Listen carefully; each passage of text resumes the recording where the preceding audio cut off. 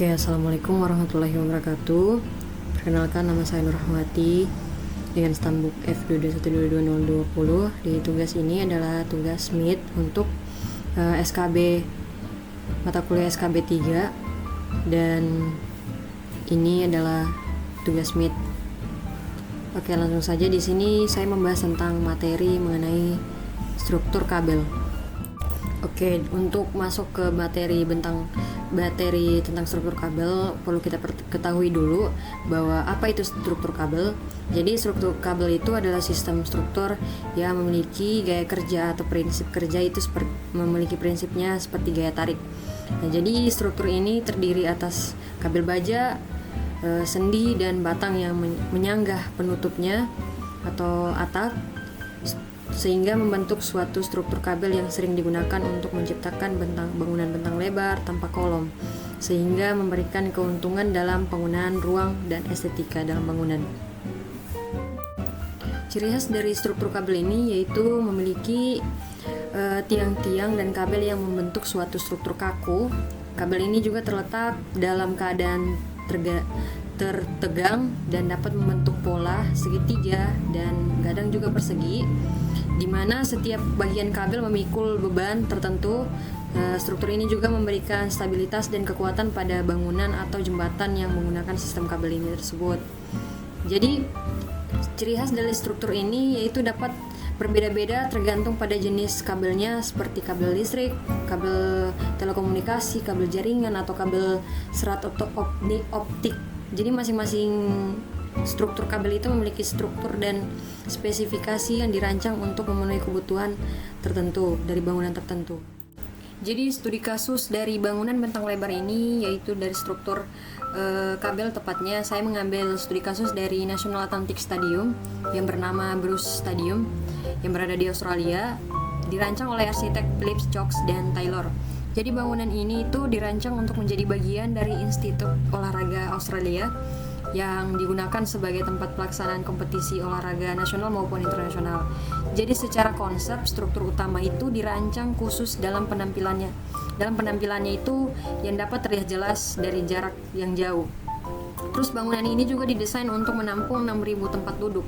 Jadi agak cukup banyak, menjadi salah satu stadion untuk menampung penonton yang banyak.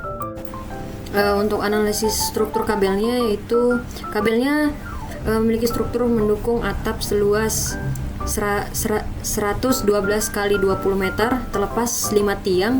Terdapat 5 tiang struktur di sepanjang atap. Terus tiang itu dihubungkan dengan 3 penggantung ke balok atap dan kolom baja yang dirancip. Terus tiap-tiap kabel itu mendukung 650 titik beban pada atap.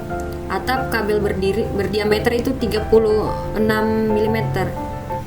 Terus kabel penggantung belakang berdiameter 52 yang dibuat dari 37 kali 7 kabel. Terus terdapat juga 2 penggantung belakang untuk setiap tiang-tiang struktur. Penggantung dan kabel yang mendukung atap itu memiliki tiang-tiang digantung pada kaki tiang tersebut. Kaki tiang itu digantung ke kolom yang dikaitkan di dinding. Jadi belakang dari tiang dengan demikian memungkinkan tiang untuk diputar dalam sesuai bidang perpanjangan dan dari tempat berdirinya itu tersebut.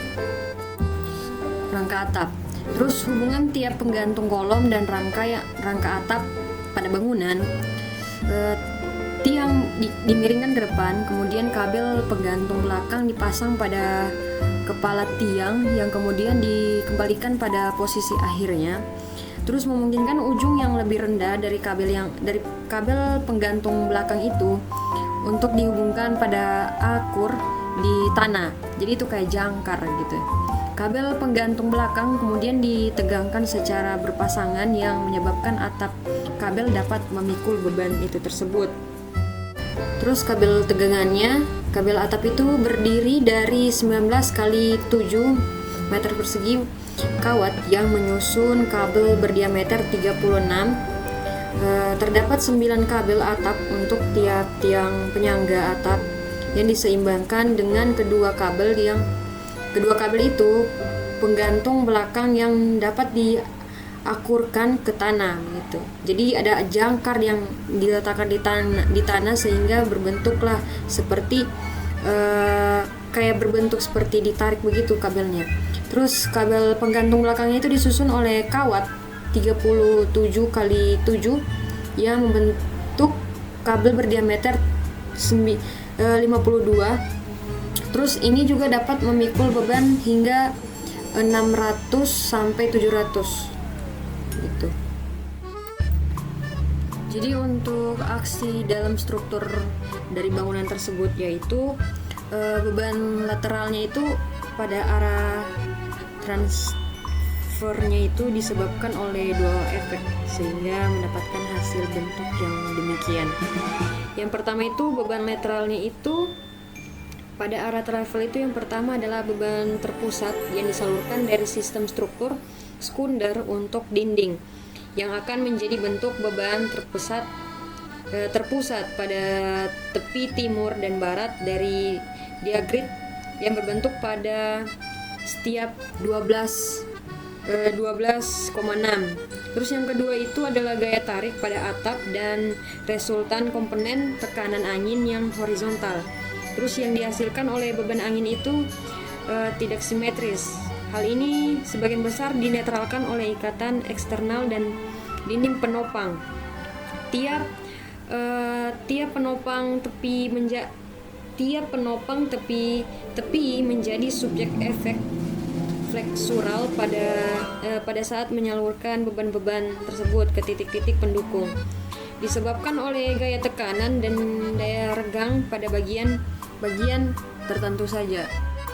Jadi kesimpulan dari materi ini yaitu struktur kabel sangat cocok digunakan pada bangunan stadion karena struktur kabel ini tidak membutuhkan kolom-kolom yang begitu besar untuk menyalurkan bebannya. Dia hanya membutuhkan kolom yang cukup tinggi. Karena itu salah satu ciri khas dari struktur kabel sendiri, memiliki kolom yang begitu tinggi. Terus mengapa struktur ini juga banyak sekali digunakan dalam stadion? Karena agar penonton itu dapat menikmatilah pertandingan saat pertandingan berlangsung supaya tidak terganggu seperti itu. Terus selain itu juga penggunaan struktur kabel ini pada atap stadion dapat menambah nilai estetis pada bangunan. Jadi ciri khas dari bangunan tadi yang saya ambil itu dia memiliki dari bangunan stadion itu dia memiliki bangunan modern dan fungsional.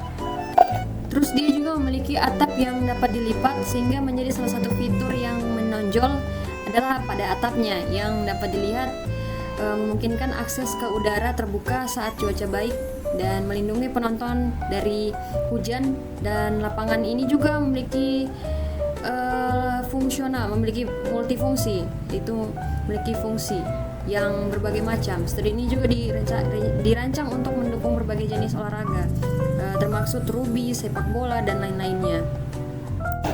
Dan ini adalah sumber materi yang saya dapatkan dalam PPT ini. Untuk presentasi saya sekian dan terima kasih. Mohon maaf bila banyak kekurangan. Assalamualaikum warahmatullahi wabarakatuh.